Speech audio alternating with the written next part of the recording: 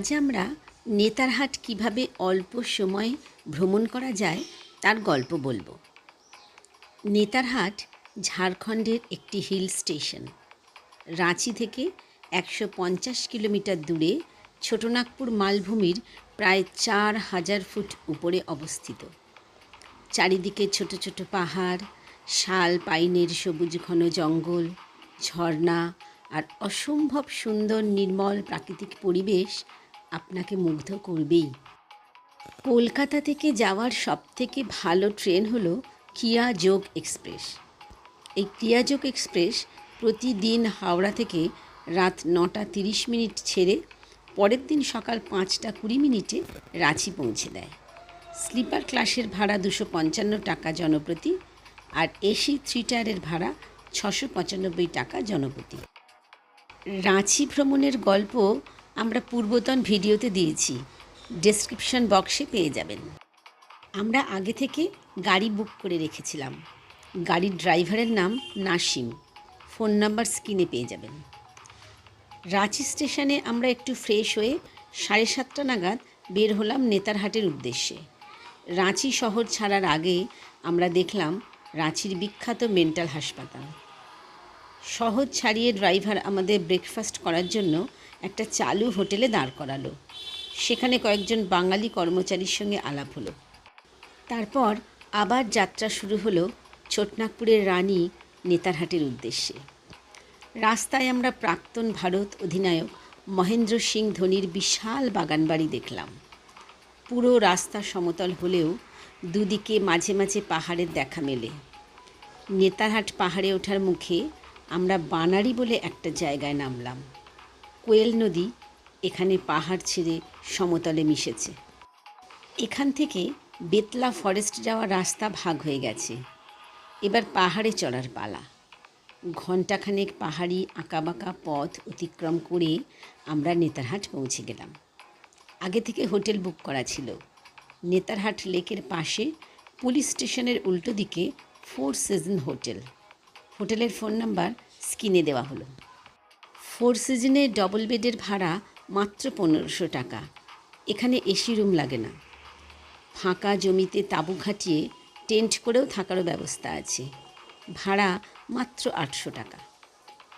দুপুর 12টা নাগাদ হোটেলে পৌঁছে গিজারের গরম জলে স্নান করে হোটেলের উঠোনে খোলা আকাশের তলায় রোদে বসে লাঞ্চ সেরে বিছানায় গা এলিয়ে দিলাম। বেলা 3টে নাগাদ বের হলাম ম্যাগনোলিয়া পয়েন্ট বা সানসেট পয়েন্ট দেখতে।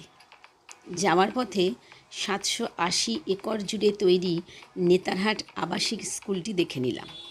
স্কুলটি বিহার স্কুল বোর্ডের টপার তৈরির রেকর্ড আছে।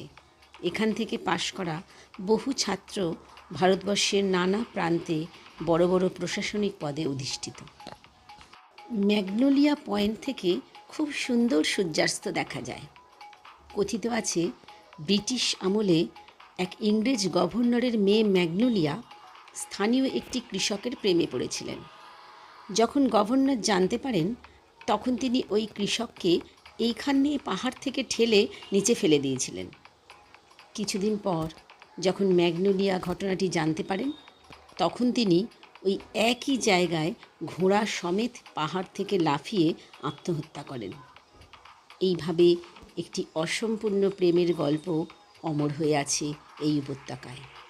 তখন থেকে এই জায়গার নাম ম্যাগনোলিয়া পয়েন্ট হয়েছে। সূর্যাস্তের অপূর্ব দৃশ্য দেখে গাড়ির ভিড় একটু কমে গেলে হোটেলে ফিরে রাত্রিবাস। দ্বিতীয় দিন সকাল 8টার সময় হোটেলে টিফিন করে 60 কিলোমিটার দূরে লোথ ফলস দেখার উদ্দেশ্যে বের হলাম। রাস্তার প্রাকৃতিক সৌন্দর্য দেখে মনে হবেই এই জায়গার নাম নেতারহাট না হয়ে নেচার হাট হওয়া উচিত ছিল। পাহাড়ি পথ আর মাঝে মাঝে পাহাড়ের উপরে প্রায় সমতল পথ ধরে যাওয়া শুরু হলো।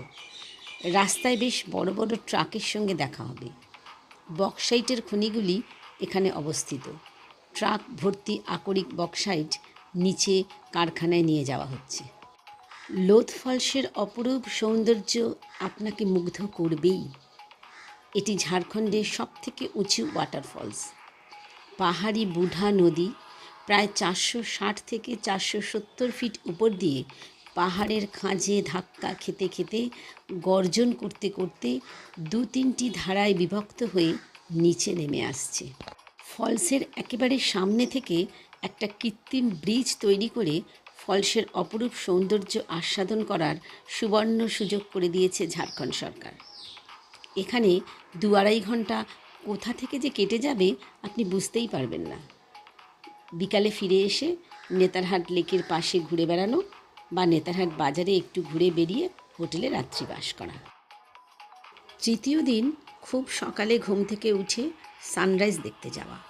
হোটেল থেকে গাড়িতে করে বা পায়ে হেঁটে 10 মিনিটে পৌঁছে যাওয়া যাবে। সূর্যোদয় দেখে হোটেলে ব্রেকফাস্ট করে 8টা নাগাদ বের হলাম আপার ঘাগরি ফলস দেখতে।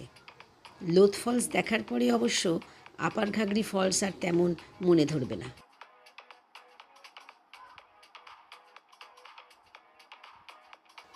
তারপর গেলাম নাশপাতি বাগান দেখতে।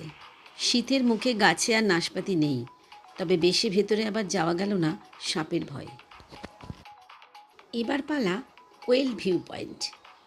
যদি আবহাওয়া পরিষ্কার থাকে এখান থেকে দেখা যায় নিচে এঁকে বেঁকে কেমন করে কোয়েল নদী তার আপন খেয়ালে একটার পর একটা পাহাড়ের পাশ কাটিয়ে পালাউমো টাইগার রিজার্ভের মধ্যে দিয়ে বয়ে চলেছে।